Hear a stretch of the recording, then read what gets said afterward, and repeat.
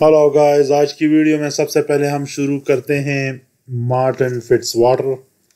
और इन्होंने अपनी अपडेट शेयर की हैं और आप देख सकते हैं दिन ब दिन ये हैवी होते जा रहे हैं। और मूनलाइट में पोजिंग करते हुए आप देख सकते हैं। और इनके बहुत ही थोड़े दिन रह गए हैं मार्टिन फिट्जवाटर के, और इनका साइज चेक कर लें।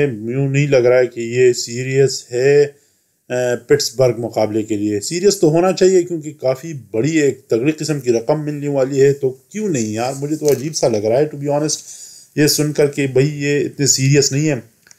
बट इनका मुकाबला होगा, आपको पता है पिट्सबर्ग में काफ़ी अच्छे अच्छे बॉडी बिल्डर आ रहे हैं। निक वॉकर आ रहा है, गुडवीटो आ रहा है, और तीसरा भी एक और है विलियम बोनैक भी आ रहे हैं मेरे ख्याल में, जो मुझे अभी तक पता है, जो अंदाज़ा है मुझे अभी याद जो आ रहा है।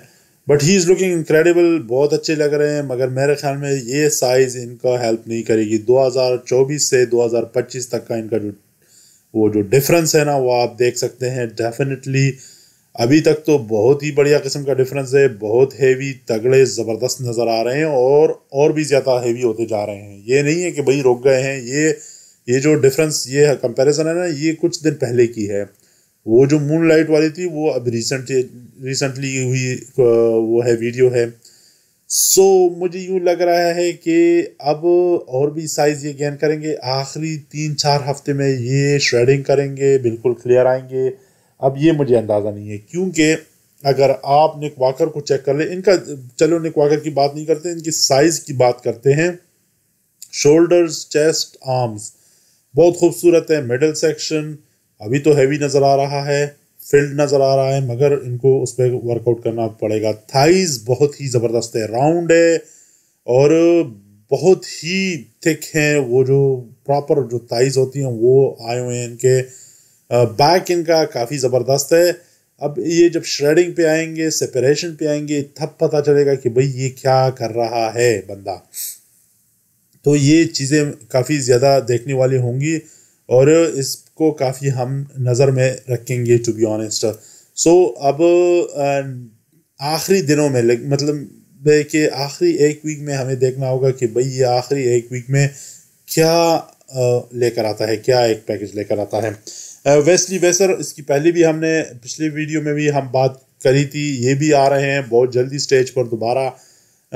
और इनके लिए काफ़ी मुश्किल है, काफ़ी मुश्किलात इस वजह से है कि इनकी जो लोअर बॉडी है उसके ऊपर काफ़ी लोग एतराज़ात कर रहे हैं। अपर बॉडी की तो बात ही नहीं करेंगे, इनकी बहुत ही ज़बरदस्त है, खूबसूरत है, सेपरेशन बहुत ज़बरदस्त है। साइज़ की मेरे ख्याल में थोड़ी बहुत इनको और भी ज़रूरत है टू बी ऑनेस्ट। जो इनके मुकाबले में इस साल जो बॉडी बिल्डर्स आने वाले हैं, अगर रोमन डीनो की बात करें, इनको वो हरा चुके हैं, मगर फिर भी मिस्टर ओलंपिया में ये वो जो है इनसे 2-3 हाथ आ गए थे, नंबर्स आ गए थे। फिर वो जो टॉप 3 में जो बॉडी बिल्डर्स हैं वो काफ़ी इनसे बहुत बेहतर हैं, स्पेशली लोअर जो इनकी जो फिजिक है, थाइज, वो सेक्शन इनका इतना कमज़ोर है कि भाई कोई भी आकर इनको हरा सकता है। टू बी ऑनेस्ट मैं ये बात कहना तो नहीं चाहता क्योंकि मुझे बहुत ही ज़्यादा अच्छे लगते हैं, इनकी फ़िज़ीक मुझे बहुत अच्छी लगती है, बट जो फैक्ट है वो फैक्ट है। इनकी थाइज बहुत कमज़ोर है, बैलेंस बिल्कुल नहीं पड़ता। आप देखते हैं इनको, आप पूरी उसमें जब ये पोजिंग करते हैं, जब कंपटीशन में होते हैं, तो आपकी बिल्कुल आंखें जाकर इनकी थाइज पे पड़ती हैं। शोल्डर, आर्म और चेस्ट और मिडल सेक्शन बहुत खूबसूरत इनका आता है, बहुत ही ज़्यादा खूबसूरत दिखते हैं। But at the end of the day वही बात हो गई कि भाई बॉडी बिल्डिंग सिर्फ अपर बॉडी का नाम नहीं है, आपको लोअर जो बॉडी है, जो थाइज है, वो बहुत मैटर करते हैं बॉडी बिल्डिंग में। और अक्सर लोग वो देखते हैं बॉडी बिल्डर्स में। आर्म्स और शोल्डर्स तो इनके बहुत ही बढ़िया हैं। मेरे ख्याल में और भी अगर ये मेहनत करेंगे इन पे तो और भी ज़्यादा खूबसूरत दिखने लगेंगे। और मेरे ख्याल में जब ये साइज़ गेन करेंगे ना, इनके स्ट्रक्चर इस तरह है, इनका जो पूरा का पूरा फ्रेम इतना है कि ये और भी साइज़ गेन कर सकते हैं। और जब ये और भी साइज़ गेन करेंगे तो और भी ज़्यादा खूबसूरत दिखेंगे, मुझे ये लगता है। आप लोग अपने कमेंट्स में हमें बताएं कि आप लोगों को क्या लगता है, क्या वाकई में आप लोगों को भी यही लगता है जो मुझे लगता है कि भाई ये और भी साइज़ गेन करेंगे तो और भी ज़्यादा खूबसूरत लगेंगे, या ये मेरी सिर्फ वो एक सोच है क्योंकि मुझे ये अच्छा लगता है तो इसलिए मैं ये सोच रहा हूँ। बट जिस तरह मैं पहले बता चुका हूँ, इनके आर्म्स, शोल्डर्स, बैक बहुत ही ज़्यादा खूबसूरत है। मिडल सेक्शन तो और भी ज़्यादा खूबसूरत है, बट वही है कि थाइस पे ज़रा ज़्यादा मेहनत करनी पड़ेगी और करनी भी चाहिए। सो देखते हैं कि ये अपनी थाइस पे ज़्यादा मेहनत करते हैं या नहीं। सर्गियो ओलिवर की बात करेंगे हम अब। ये भी जाने वाले हैं, 2-3 मुकाबले इनके आगे हैं। पिट्सबर्ग है, फिर शिकागो है, और भी कई मुकाबले हैं इनके आने वाले 1-2 महीने में। सो इन्होंने भी काफ़ी ज़बरदस्त किस्म की तैयारी पकड़ी हुई, आप देख सकते हैं। इनके भी वही मसला है मेरे ख्याल में। खूबसूरत तो लग रहे हैं देखें, मगर लोअर बॉडी जो है वो इतनी ज़्यादा अच्छी नहीं है, फिर इतनी ज़्यादा शार्प भी नहीं है। टू बी ऑनेस्ट अभी तक उतने शार्प नज़र नहीं आ रहे हैं। इनमें थोड़ा सा टाइम है प्रिपेयर होने के लिए। साइज़ थोड़ा सा इनको चाहिए, जो कि मेरे ख्याल में इनको भी पता होगा ऑब्वियसली। साइज़ चाहिए, शोल्डर थोड़े से राउंड चाहिए। शोल्डर इतने ज़्यादा राउंड नहीं हैं इनके, जितने के आप एक्सपेक्ट कर सकते हैं इस लेवल पे कि भाई शोल्डर साइज़ जो है वो थोड़ा सा ज़्यादा बेहतरीन होना चाहिए। मे बी ये पोज या ये जो है वो इतना अच्छा नहीं है। बैक कंपेरेटिवली बहुत ही बेकार है। टू बी ऑनेस्ट मैं सच्ची बात बोलूँगा। बैक आप चेक कर ले, ऊपर से शुरू हो जाए, अपर बैक बहुत ही कमज़ोर है। मिडल सेक्शन सही है, हैमस्ट्रिंग्स बिल्कुल ही ख़त्म है। थाइज इसमें आप देख सकते हैं, साइड लेट्स जो है वो बिल्कुल है ही नहीं।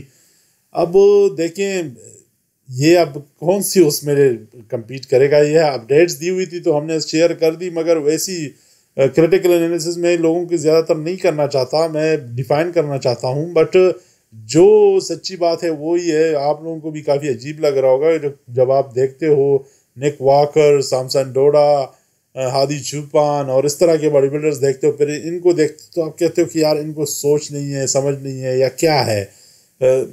मगर मेरे ख्याल में इनके पास वो नेचुरल वो क्या कहते हैं उसको, जीन्स नहीं है या गिफ्टेड नहीं है, ये कह सकते हैं। बट अगर मेहनत करेंगे, आजकल तो मैं ये समझता हूँ कि अगर जो भी बॉडी बिल्डर मेहनत करता है अपनी वीक पॉइंट पे, वो उसको इतना खूबसूरत कर लेता है कि भाई लोग समझते हैं कि ये शायद इनका सबसे स्ट्रॉन्गेस्ट पॉइंट है। सो इनको मेरे ख्याल में अपने कोच, अपने दोस्त या जो भी इनको हेल्प आउट कर रहे हैं उनसे मशवरा कर लेना चाहिए ऑन सीरियस नोट कि भाई मुझे क्या कर लेना चाहिए।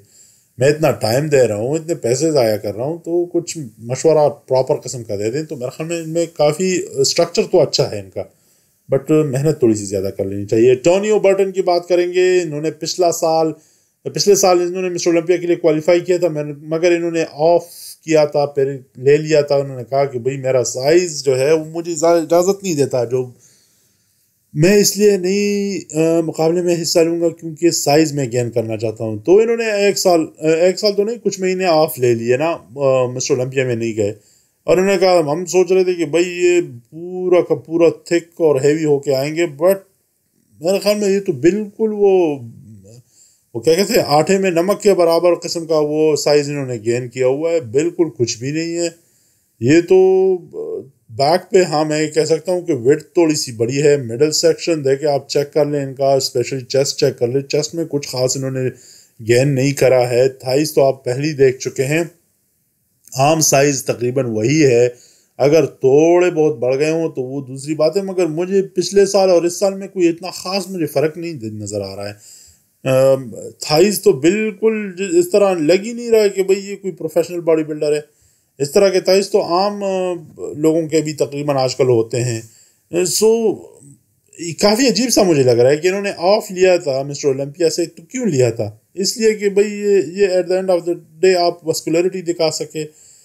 बैक इनका मेरे ख्याल में विड्थ थोड़ी सी ज़्यादा बढ़ गई है, ज़बरदस्त किस्म की, जिस तरह के डेरेक लंसफर्ड की है, मगर वो थिकनेस जो है ना वो देखें वो नहीं है। शायद वो अभी तक शार्प नहीं आ रहे हैं, मगर अगर ये लेट सपोज शार्प आ गए, कटिंग पे आ गए, तो फिर तो और भी साइज़ इनका ख़त्म हो जाएगा। जब और साइज़ ख़त्म हो जाएगा तो पता नहीं फिर क्या मतलब है कि क्या दिखेगा।